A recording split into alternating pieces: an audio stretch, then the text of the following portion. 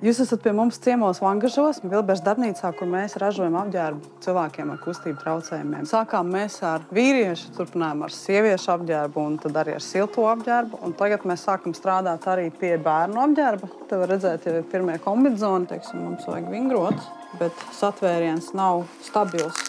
Tad mēs varam veikt visus vingrojumus, ko fizioterapeits mums vajag darīt. Mums ir uztaisīts, ka izskatās kā kabatas, bet patiesībā tās nav kabatas. Tas ir pilnībā atverams priekšējais panelis, lai cilvēks, kurš, teiksim, lieto katetru, varētu pats sevi viegli apkopt. Un tā pašā laikā mēs cenšamies to visu uztaisīt tā, lai tas izskatās ļoti dabīgi. Mūsu apģērbs ir tas, kas šiem cilvēkiem ļauj justies brīvāk, ļauj būt pastāvīgākiem un tik galā pašiem ar tām lietām, kur iepriekš iespējams bija jālūdz kādam palīdzību. Tas ir mūsu galvenais mērķis – padarīt cilvēkus ar kustību traucējumiem aktīvākus savā ikdienas dzīvē.